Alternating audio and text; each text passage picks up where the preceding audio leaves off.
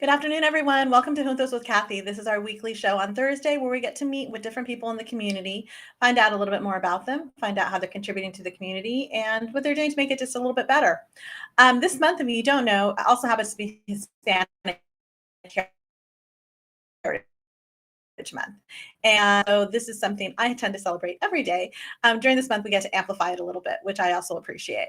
And so today we have a very special guest, and I have to be very honest. I've been following her for a while, not because I'm this extreme athlete. I wish I was, but because her career trajectory is amazing. And she's someone local, and she's someone that I think young girls and boys, when they see what she's doing, are going to want to really aspire to be more like her.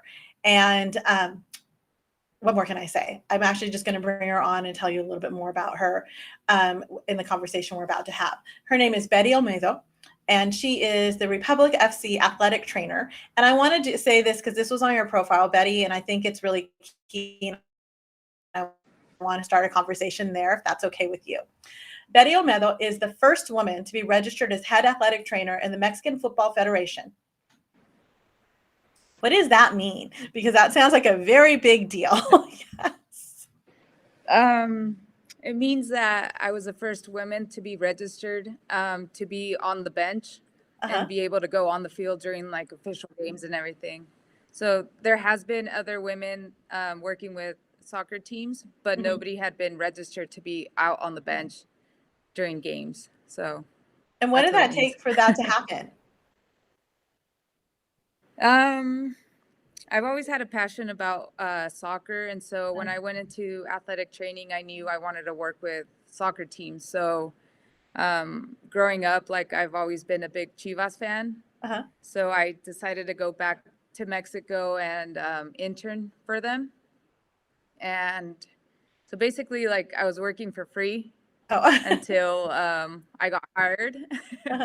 And I just I guess my work just kind of recommended me with other teams, and eventually I landed a job in Veracruz, and that's where I got registered and that's where you got started working there. That's amazing. So, like I said, it's always interesting when we hear that first, because it means that from now on, anyone moving forward knows it's possible. And so that's what I love about, sharing that part. And it really stood out when I was looking at this. So let's just find out a little bit more about you, Betty. So I started, by sharing with everyone, they're actually local. So you are from Woodland. Yeah, I was born in Guadalajara, and I moved up with my family when I was 4 to Woodland, and grew up in Woodland, went to Woodland High, and graduated from Sac State with athletic training. And so that whole time that you were in Woodland, so I know a little bit about Woodland because I have some family there, which we shared, a little bit prior to our talk here. And Woodland is like kind of this big soccer town. Like I found in, my time now, spending more of our time there, it's just like infused into the community spirit. Like just about everyone I know is somehow playing soccer. No one's going to play soccer. The families are out gathered together. Everything evolves on the weekends about where the next tournament is. Is that something that your family, just went into, originally when you moved to Woodland, or how did that like spark happen for you? Well, I'm the youngest of 6. Oh, wow. We're 5 girls and 1 boy. And so our weekends were following my dad to his soccer games. And then we all had we were all passionate about soccer. All my sisters play soccer. My brother and sister, Andres and Dulce, they're actually, my brother's the head coach at Woodland High. And he's had, I think, like 5 championships. So they actually won a state championship like 2 years ago. So soccer has always been like a big part of our family. And it was just my way to go work somewhere where it related to soccer. So, and my dad also told us, if you work doing something that you love, you're not going to work a day in your life. And I really put that into thought when I was choosing my career. So actually I was doing civil engineering at Sac State just because I wanted to play soccer, and that and that career kind of fit with like the soccer schedule. Yeah. And then I thought about it. I was like, I don't want to be an engineer. So what else can I do? And that's when I went into athletic training. Oh, great. haven't regretted it since. So, oh, well, you know what? You usually don't hear about that until afterwards. After you have the career, you're like, oh, I wanted, I've realized my passion is somewhere else. So it was really there at Sac State while you're playing soccer. So were the trainers there? Were they part of like your inspiration to decide this is the field I want to go to instead? I have a friend that did athletic training. And she used to play soccer with us too. So, Mhm. like, I saw that she really enjoyed it, and that's how I knew about this career. Mhm. And when I was thinking about switching, I spoke to my dad and I asked him, like, what should I do? Everybody was telling me, engineering, you'll always have a job, you'll make a lot of Mhm. money, and this and that. And so it wasn't about like making money. It was Mhm. more about like being able to wake up in the morning and, being happy about like going into work and not being like a drag and stuff. So I just thought about like, do I want to be in an office or do I want to be out on the soccer field? So that was like an easy choice. And from there, like, I was like, why am I double thinking it? So that's how I chose my career. And then, so when you switch, then, so for a lot of people, they don't really know that there's a lot that goes into becoming, especially at the level that you're at, to be an athletic, trainer. What kind of things did you have to study when you switched your major? Did you have to switch like the types of courses you were taking? What was like the main Yeah. emphasis? So for engineering, it was more like math, physics, Mhm. a little bit of chemistry. And when I switched, actually I took a semester where I was doing both majors. So I was Mm. taking like calculus and then Wow. anatomy, and I was trying to decide where, which route I was going to go. And after Yeah. that semester, I was like, okay, I'm going into athletic training. But I could just tell in my engineering classes, I wanted to get out. I wanted to Mhm. leave. I wanted class to be over. And then when I switched over to kinesiology, like the time would go by so quickly, and we would put in a lot of hours into our training room and like go out to practices and stuff, and like time would just fly by. So I was like, okay, I really enjoy this. I don't even like time flies by. So that's how I was able to tell that like I was in a field that I loved. That's great. And so then once you switch your major, you finish up, with this degree, do you have Uh-huh. to do an internship after that? Or what happens It's next when you're done? part of our program. So Mhm. you have to go to a certified school that has a program, Mhm. and so you do your internship within that school. So I did mine at Tech State, and we would rotate with teams like the football team, track, baseball. We'd go out to ARC as well, and then after that you graduate, but then you have to sit in and take a board exam and then Mm. pass that exam to be certified. So I guess only at the time when I was at school, only like Mhm. 30% would pass it the first time. Oh, wow. And I was able to pass it the first time. So I was like really excited about that. And Oh, then, congratulations. so, so yeah, you have to sit in and be certified to actually work as an athletic trainer. And Okay. from there, that's when I went to Mexico and I did an internship on my own. So it wasn't required, but Mhm. I knew that that's where I wanted to go. So I wanted to get more experience with soccer. So you finish up, you do your internship, and then the first place that you go, go to Mexico, which is probably familiar because you're your family. That's where you came from and set.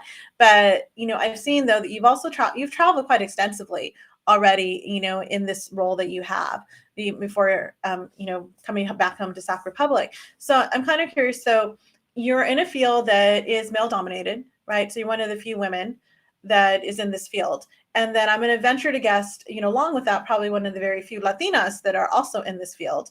So I just like to ask this question because I think, for people that are watching or later, I know people go back to watch these little shows that we do too.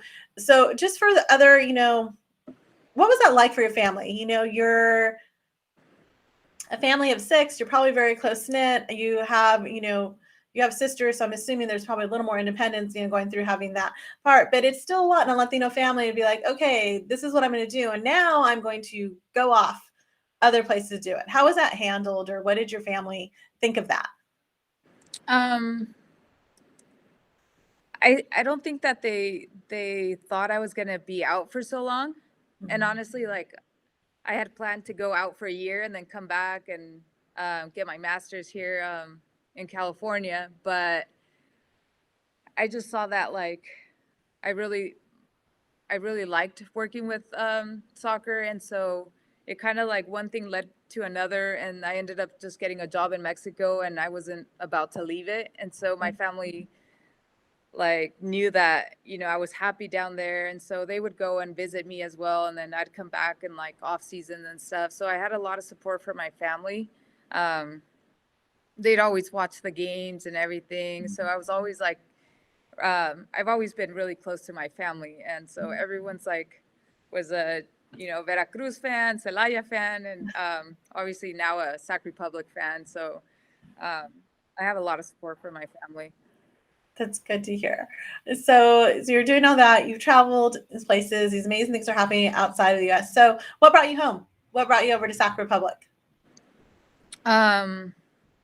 There's an opening. I was actually about to leave to China.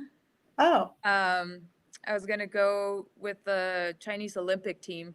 This was oh, wow. December 2019, Hmm. and something told me that something was off.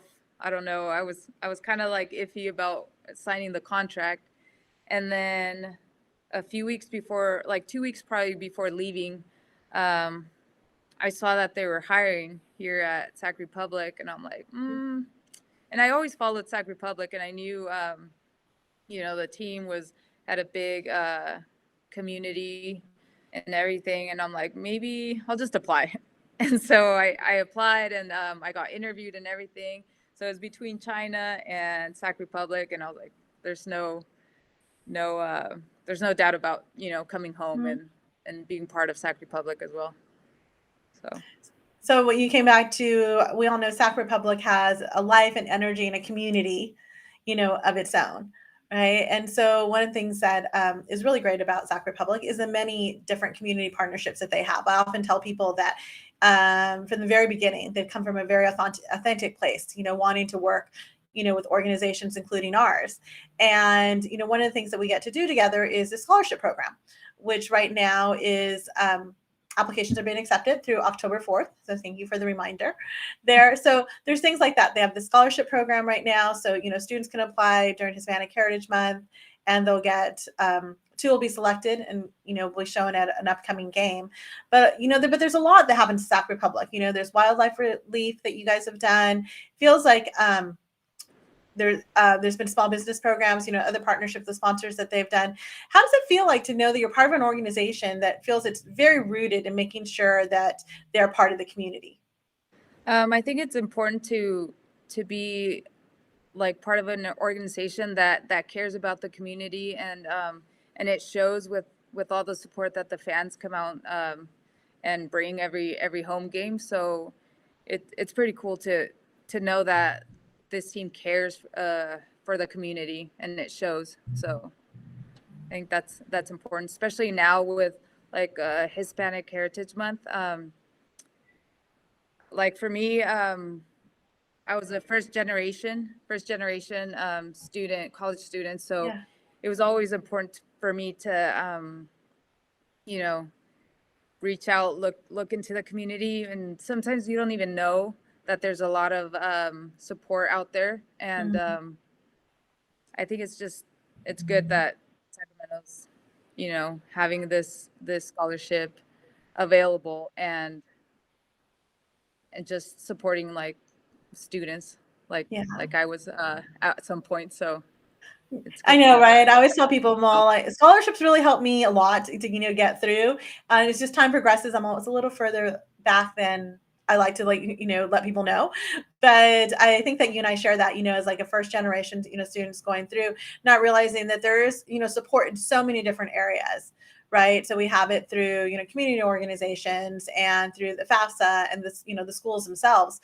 But it really is like every bit adds up, right? I think you and I could probably, share that there isn't a, amount of scholarship that isn't helpful towards getting you to your goal. And I think that's what's really special about Sac Republic, that they're always looking for, what are ways that, we can give back and also, highlight, other people in the community. So I saw that too. Along with, like I said, you've done this Wildlife Relief Fund, the Scholarship Fund, the Small Business Program, that every home game that you also have this Indomitable Spirit Award where people can nominate, anyone from the community, and they'll get, a little bit of, time on the field, to Recognition. be Yeah. honored. Yes. Right. Which I thought, I think that's, really fun and everything too. So it's a fun thing that anyone from the community can go on there and nominate someone. Yeah, so they had for like work that they recognized teachers a few games ago. So Mhm. just every part of the community gets a little bit of recognition at the game. So it's pretty cool. Great. And then you also have, as someone we just talked about, soccer is infused so much, throughout our region here, but you do a lot of kids camps too. Is that right?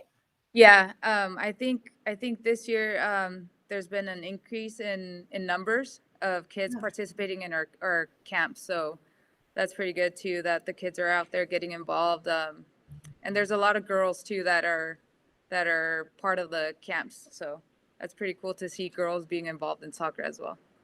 Do you see like an increase of, girls and young women and women overall just, coming out to play soccer? Yeah, I think it's just growing in general. When I was growing up, there's hardly any soccer teams. I was actually one of the first teams to be to start at junior high. Like at the junior Oh, high really? level, there wasn't any soccer teams before that. So now it's like there's a whole lot of teams like everywhere. So it's good to see women in sports growing as well. What do you think it is about soccer that, brings everyone together in this incredible way? And I've seen it, since Sac Republic came, it's really been, that part, everything. But, we've seen it, just globally around the world, right? When they have World Cup, and for that, like you said, you've been around the world with it. But what is it about this particular game that just brings so many people out? I don't know. I think it's there's a lot of passion behind it, and it's something that's like easy to play with. Like all you need is a soccer ball and a few friends, and then you can play soccer anywhere. You don't need a lot of money to play to be involved. So I don't know. I just think it's a lot of passion behind it, and everyone probably has played it at some point. Yeah. I mean, like I said, I'm not like the most natural athlete in the world, but yes, I've, taken my turn out there with the soccer ball, and I'm watching, said, my goddaughters play, and one of my youngest nephews is out there, with his soccer ball and his net that we have now in the backyard for him. And it's just interesting to me that it is one of those sports, though, that just rallies so many different people together, all, like I said, all around the world. And it's just such a unique sport that way. So Yeah, and it's so wonderful to you see don't here. need to speak the same language to play or anything Yeah. like that. So that I think that's what makes it also easy to like bring people together. Okay. So other than, being here at Sac Republic, which has its own specialness for you, is there like a highlight for you from your time that you were, playing, training people over in Mexico or out in Europe? Um, I think like meeting so many people Mhm. throughout the years that you run into people everywhere now. So I had a player, Rodrigo Lopez, who I had in Celaya, and then he was up here last year. So it just kind of like you meet so many people through soccer that you'll run into them, and you have friends like all over the world now because of this. So I just think that's part of like the coolest thing and for my job. So, Benny, what's something that, you would want to say, to specifically actually to, young girls, young Latinas who are out there, maybe hearing you talk for the first time and thinking, is this something I can do? Or What would you want them to know about, like, what would you want them to know about this particular field that you're in and what it's, exposed you to that would be vital for them to know? I think I just had like a set goal. I had my mindset like I want to work with soccer, and I didn't limit myself just because I was a girl. I think I had to work harder, Mhm. but I didn't think it was impossible. That's good. I did get a lot of no's, but it was just like, okay, maybe it's a no here, but I'll just find another way until I got a yes, or got the opportunity. Um, and just keep working. I mean, don't take no for an answer, and then eventually, you'll get where you want to be. So, where do you fall in your family? You said there's 6 of you. I'm the youngest. So you're the youngest. Yeah. Right. So your other siblings, whether you said some of them, your brother in particular, is obviously had success in soccer and moving forward. So as a family, do you guys all still gather, and go like, here's the soccer games that we're going to go to, or is it still as big a part of your lives? Yeah, so there's 6 of us, and I have 12 nieces and nephews. My sister's actually gonna give birth either today or tomorrow. Oh my So gosh.